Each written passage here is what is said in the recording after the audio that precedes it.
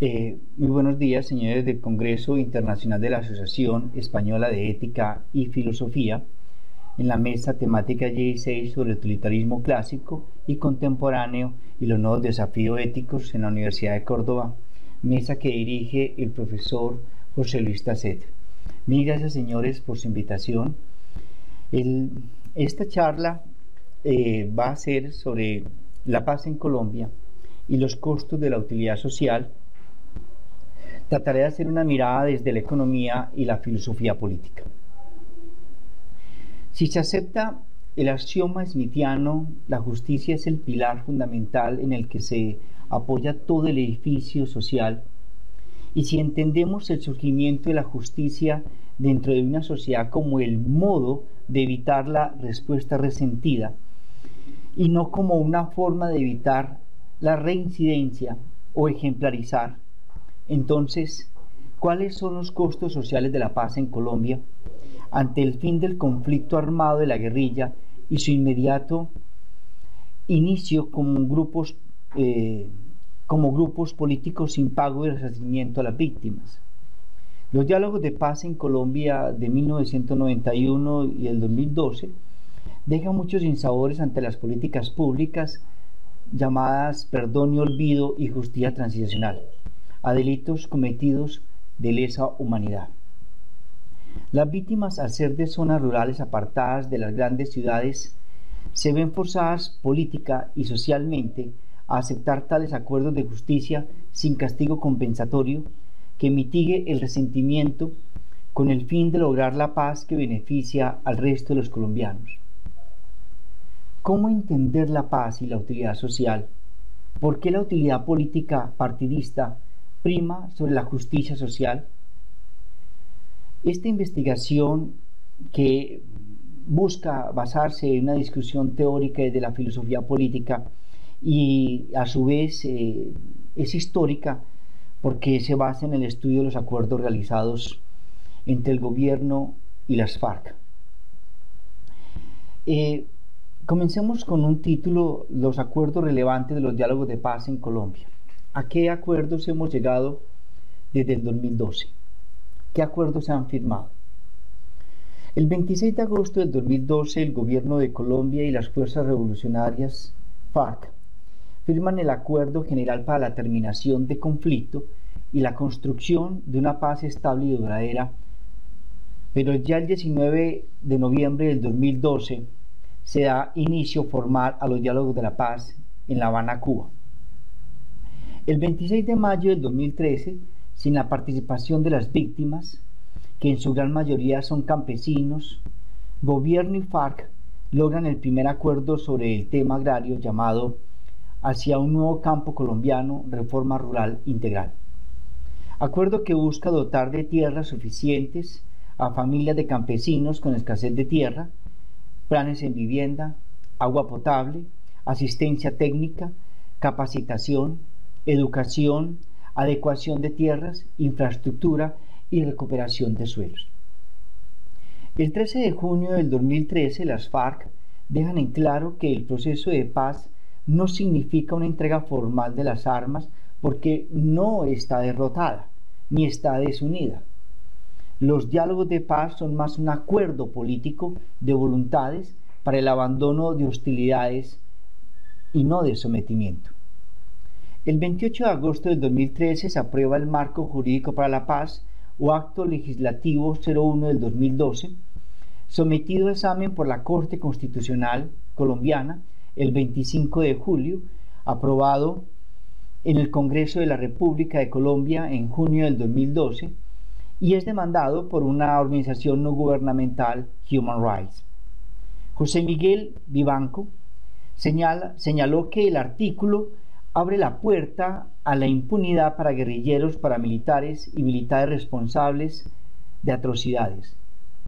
La razón principal obedece a que delitos de lesa humanidad pueden quedar clasificados como delitos de carácter exclusivamente político, si se le da el estatus político a las FARC.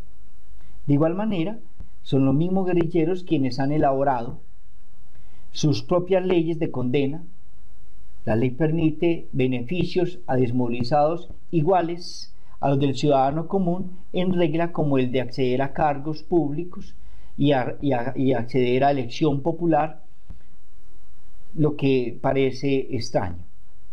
El 6 de noviembre del 2013 se llega al segundo acuerdo de la agenda de los diálogos de paz entre las FARC y el gobierno sobre participación política de la guerrilla con plenas garantías.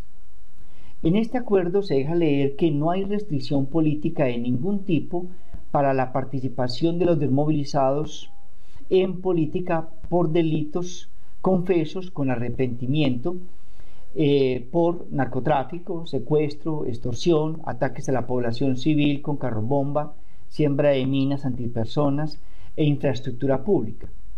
Los desmovilizados podrán participar en contiendas políticas y ser gobernadores o alcaldes electos mientras cumplan su condena.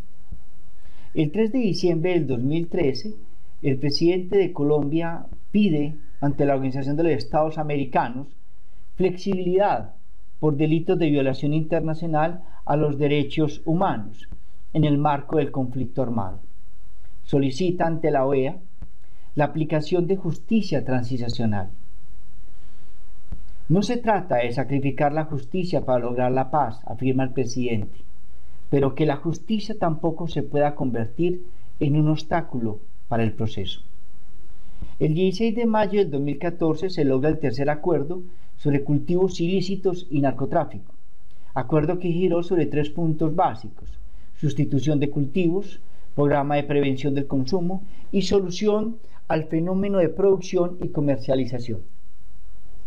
En este acuerdo se deja leer como parte de la justicia transicional la no cárcel para guerrilleros, la no extradición, la amnistía para el narcotráfico, ya que el narcotráfico fue usado por la guerrilla para financiar la guerra política, no el enriquecimiento personal de los líderes guerrilleros. El 12 de mayo del 2015, el Consejo de Estado afirma que las FARC no son un grupo terrorista. Ellos son un grupo armado reconocido. Por lo tanto, y en concordancia con el derecho humanitario internacional, no pueden ser catalogados indistintamente como grupo terrorista, afirma el Consejo de Estado en Colombia. El 4 de junio del 2015 se establece el acuerdo para la creación de la Comisión de la Verdad. Para el 18 de octubre del 2015 se ponen en marcha unas primeras medidas humanitarias de búsqueda, ubicación, identificación y entrega digna de restos de personas dadas por desaparecidas. Y en segundo lugar, la creación de una unidad especial para la búsqueda de personas dadas por desaparecidas en el contexto y en razón del conflicto armado. El 29 de noviembre del 2015, el jefe de negociación del gobierno colombiano expone los primeros principios para alcanzar y mantener la paz, los cuales son: el fin del conflicto armado es mediante solución política y no militar, la cual es larga y dolorosa. Segundo, las víctimas presentes y futuras son la razón ética de los diálogos de paz. Tercero, la definición de justicia no se limita al castigo, a lo punitivo. Hay formas de justicia restaurativa que contribuyen a una más amplia satisfacción de los derechos de las víctimas. Cuarto, la reparación a los 6,5 millones de víctimas en 52 años de conflicto armado es esencial, simbólica, espiritual y también material. Quinto, el perdón es decisión personal, pero la sociedad no puede estancarse en el rencor, de allí que la paz es decisión que incumbe a todos los colombianos. Sexto, participación política amplia, que permita que las FARC se conviertan en grupo político. Séptimo, la financiación de los acuerdos exige el aporte de todos, el cual a su vez es un incentivo para la cooperación internacional. Finalmente, el 15 de diciembre del 2015 se logra acuerdo sobre las víctimas, documento criticado por Human Rights porque el Tribunal Especial para la Paz aplicará un régimen de sanciones que no reflejan los estándares aceptados sobre el castigo adecuado frente a abusos graves y hacen que sea prácticamente imposible que Colombia cumpla con sus obligaciones vinculantes conforme al derecho internacional de asegurar justicia por delitos de lesa humanidad y crímenes de guerra. La Declaración de los Principios de las Víctimas afirma más o menos lo siguiente: para dar cumplimiento al derecho de las víctimas como base de la justicia, el Gobierno Nacional y las FARC crean el Sistema Integral de Verdad, Justicia, Reparación y No Repetición, la cual tiene como objetivo la satisfacción de los derechos de las víctimas, el esclarecimiento de la verdad, la rendición de cuentas, la seguridad jurídica, la no repetición, la convivencia y la reconciliación.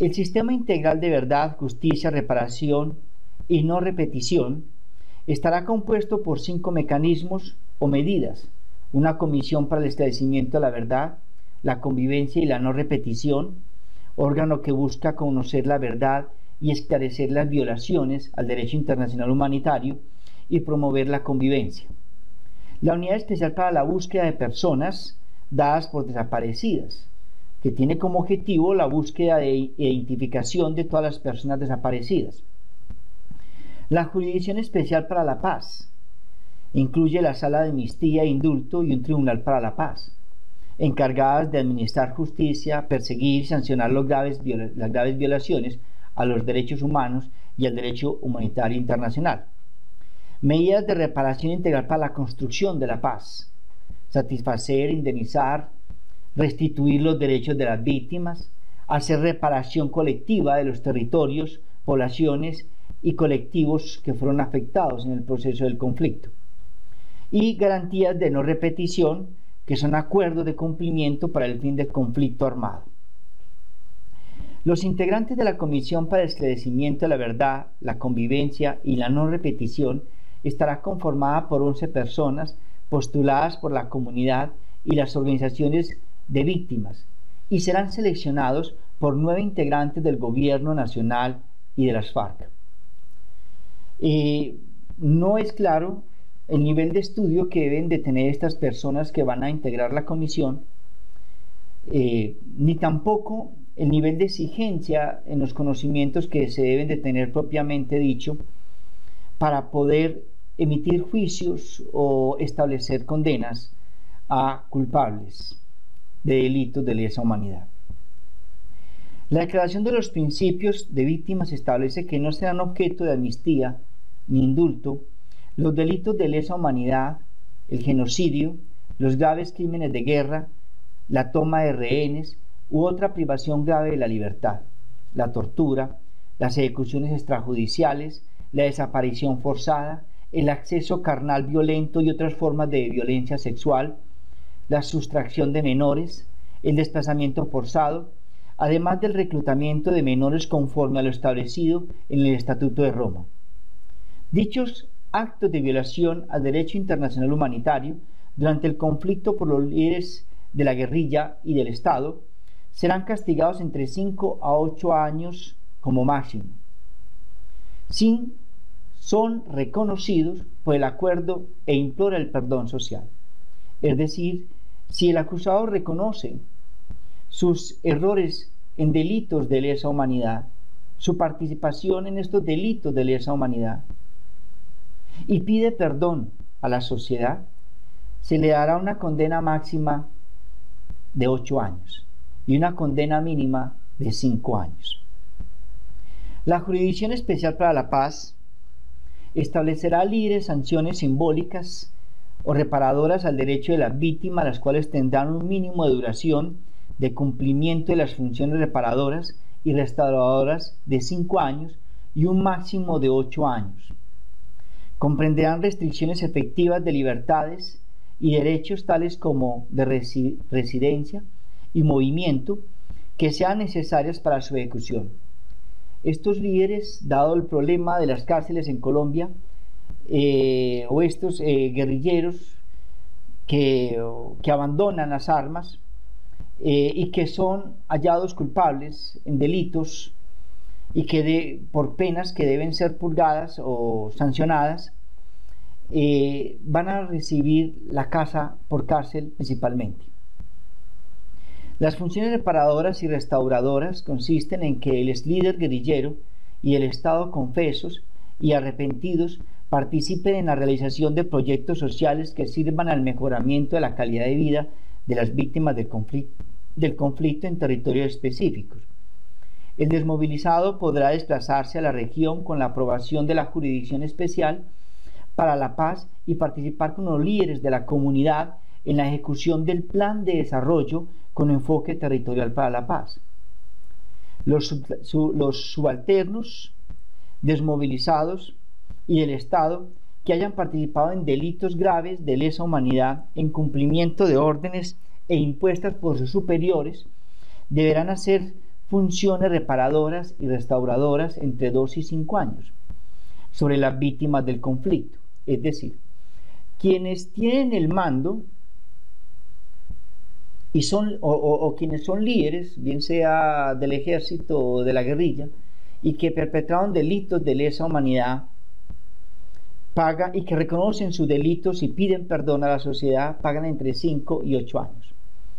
Pero los subalternos, es decir, las personas que estaban al mando de ellos y que participaron en estos delitos, pagarán entre 2 y 5 años.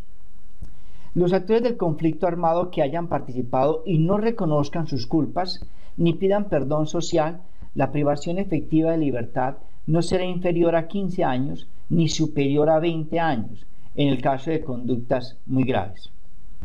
Los actores del conflicto armado, tanto del Estado como de la guerrilla, harán trabajos sociales a partir de la elaboración del plan de desarrollo con enfoque territorial para la paz, el cual contará con el apoyo social de las víctimas y su organización en conjunto con autoridades territoriales. Ellos son la base de los planes de reparación colectiva territorial. Para ello, el gobierno creará espacios de participación local para definir las prioridades en la implementación de las medidas de reparación colectiva. Participará la creación de proyectos de vida futura en común, el fomento de escenarios de pedagogía para que se fortalezca el rechazo social a las violaciones e infracciones ocurridas en el pasado, promoción de pactos de convivencia pacífica, así como de procesos de construcción de confianza entre las autoridades públicas y las comunidades. El gobierno tomará las medidas necesarias para fortalecer el programa de defensores comunitarios que hacen parte de las funciones reparadoras y restauradoras del posconflicto, con el fin de que acompañen de manera efectiva los procesos de restitución de tierras, retorno y reubicación de las personas en solución de desplazamiento y de las víctimas en el exterior, incluyendo refugiados, exiliados, que hagan parte de esos procesos y acompañen y asistan a las víctimas para garantizar el acceso a la oferta institucional en materia de satisfacción de sus derechos. De esta manera, la participación activa de los desmovilizados en el plan de desarrollo con enfoque territorial es una estrategia que facilita la restauración del tejido social, el acercamiento entre infractores y comunidad, facilita el resarcimiento del delito y el acercamiento político electoral de los líderes desmovilizados. Entre otras palabras, facilita la inserción futura de los excombatientes en el escenario político, en la participación política, en volverse en líderes políticos y poder llegar a ser alcaldes, gobernadores, concejales, diputados o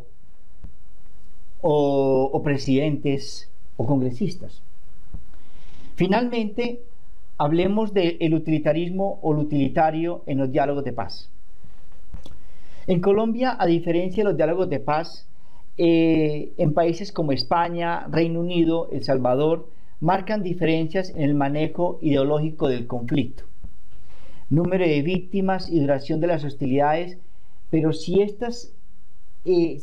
existen algunas enseñanzas, principalmente con El Salvador. El ETA, por ejemplo, fue un movimiento de nacionalismo armado que propendía por el derecho a decidir del País Vasco, por el derecho a que la opinión vasca sea respetada por los estados francés y español, y a lo largo de los 45 años del conflicto armado de ETA se causaron 839 víctimas mortales, de las cuales 527 fueron civiles y realizaron 84 secuestros. El proceso de paz se logró con el apoyo de una gran mayoría de ciudadanos vascos, españoles y franceses que entienden la política como medio de diálogo para los consensos, defensa y reivindicación de los derechos. Hoy la sociedad vasca avanza en el reconocimiento político con derechos y capacidades para decidir sobre su futuro, a ser consultado y a que su voluntad democráticamente expresada sea respetada. Las investigaciones sobre organizaciones políticas y culpables de delitos de lesa humanidad continúan y son sancionadas, lo que aumenta la confianza social en sus instituciones de justicia, evita la conducta resentida de la población y la descomposición social, el utilitarismo o la felicidad general, digámoslo así, de los españoles han crecido. Afirma Andrés Cotrina que el movimiento armado irlandés IRA no era religioso sino de identidad. Los nacionalistas se sienten minoría en Irlanda del Norte y los unionistas se sienten minoría en el conjunto de Irlanda, es decir, doble minoría. Conflicto de identidad nacionalista y unionista que dejó 728 muertos, 2.772 heridos en 2 décadas y media. El alto al fuego se da con la declaración de Downing Street de 1993, la cual afirma el derecho de los ciudadanos de Irlanda del Norte a la autodeterminación a través del referéndum si quieren ser parte o no del Reino Unido. La sociedad británica e irlandesa demandó el desarme de las organizaciones paramilitares con verificación internacional, exigían al ejército y paramilitares renunciar al uso de la fuerza o a la amenaza para influir en el resultado del proceso de paz. Solo debían recurrir a medios exclusivamente democráticos y pacíficos para modificar puntos en desacuerdo. Condenó de manera irrestricta todas las expresiones de violencia, así fuesen de baja intensidad, amenazas, golpes e insultos. Por su parte, el gobierno irlandés exigía que los derechos humanos que deben ser protegidos y sancionados están definidos en convenios establecidos, redactados por acuerdos internacionales como tales, forman parte de la legislación internacional y no deben considerarse materia de regateo entre las negociaciones. Irlanda del Norte permite que sus ciudadanos tengan la nacionalidad que ellos prefieran, irlandés o británico. Son igualmente protegidos y amparados en la distribución para el bienestar social. Irlanda se ha convertido en una de las economías fuertes de la Unión Europea. Y allí podríamos también hablar que el utilitarismo o la felicidad general han crecido en mayor medida. El Frente Farabundo Martí para la Liberación Nacional fue un movimiento armado que luchó por el fin de la dictadura de los años 70 y el restablecimiento de los derechos políticos de los ciudadanos salvadoreños. Durante los 20 años de lucha armada se registraron 70.000 muertos y 8.000 desaparecidos. La falta de las libertades fundamentales, la reparación, las desigualdades socioeconómicas fueron el principal detonante de la guerra. Para que los diálogos comenzaran, fue necesario hacer cambios en lo que respectaba en lo referente a la tenencia de tierras y se incluyeron reformas constitucionales de orden judicial, militar, electoral y derechos humanos que pusieran fin a la dictadura del gobierno. Si bien la sociedad salvadoreña presionó por los diálogos de paz, no fue capaz de exigir a la mesa de negociación condena a delitos de lesa humanidad y hacer veeduría a los acuerdos de paz. El informe de la Comisión de la Verdad quedó reducido al olvido porque el pacto se tradujo en impunidad total. Del lado de la guerrilla hubo violaciones, aunque no fueron ni el 25% de las cometidas por el ejército salvadoreño. Pacto de paz aprobado por la Asamblea Legislativa en lo que se enterró toda la posibilidad de justicia. El Frente Farabundo Martí de la Liberación Nacional pasó a ser un grupo político que busca ganar y disfrutar de los beneficios personales y partidistas de la política electoral. Toda la lucha de 20 años para transformar el sistema quedó reducida a participar en elecciones. A los excombatientes del Frente Farabundo Martí de Liberación Nacional, que se lanzaban para conquistar la tierra, se les dio tierra y $20.000 para trabajarla. Después de 10 años, la agricultura salvadoreña colapsó y se consolidó un modelo económico para las multinacionales, creció el comercio y la población de inmigrantes a Estados Unidos. Las remesas ocupó el primer lugar en la balanza de cuenta corriente. El Salvador pasó de tener un agroexportador de café, caña de azúcar y algodón a ser un país que vive principalmente de las remesas. Es una economía relacionada al narcotráfico y al lavado de activos que alimenta la economía ilegal de las pandillas y la violencia. Es decir, el proceso de paz en Salvador, no podemos hablar de un utilitarismo social, sino que fue lo utilitario o el beneficio privado han crecido por encima del bienestar general. Fue un pacto desde un sentido egoísta de lo utilitario. De igual manera ocurre en Colombia frente a los acuerdos de paz. La incapacidad del gobierno para imponerse frente a los alzados en armas obliga a la condescendencia jurídica a facilitar la impunidad sobre delitos de lesa humanidad. Los diálogos de paz en Colombia son más una apuesta política que social. No son resultado para el mejoramiento de la distribución social, sino para el lucro y consolidación de las maquinarias políticas. Eso es lo utilitario. Los diálogos de paz facilitan el crecimiento económico por la producción e inversión extranjera directa, pero no necesariamente el bienestar económico en la distribución de recursos para todos los colombianos. Es decir, el proceso de paz en Colombia guarda beneficios privados, tanto de las FARC como de las responsabilidades del Estado frente a delitos de lesa humanidad. Es un pacto de lo utilitario, de la búsqueda del beneficio particular sobre el beneficio social. No está como fundamento lo social, sino el tratar de generar como una imagen política de determinación del conflicto, pero que en forma real no va a ser capaz de darle solución real a las necesidades de distribución, a los problemas sociales que tiene el país en materia económica. Es más una forma de mejorar, sí, de pronto el crecimiento económico que va a facilitar la entrada de más transnacionales, más multinacionales, pero no significa que estén los recursos para mejorar las condiciones de vida de los colombianos. Puede significar incluso mayores impuestos, privatización de empresas estatales y un empobrecimiento y una mayor concentración de la riqueza en Colombia, porque no existen las condiciones reales para el cumplimiento de lo pactado, ni para entregar los recursos que se necesitan para la construcción social, para el rehabilitamiento social. Por el contrario, hay escasez de recursos. Muchos de nuestros municipios son de categoría 6 y 5, principalmente, digámoslo así, el 80% de esos municipios son municipios pobres, y no existe el dinero para financiar esos gastos. Fuera de ello, las investigaciones para 6 millones y medio de víctimas tienen un alto costo.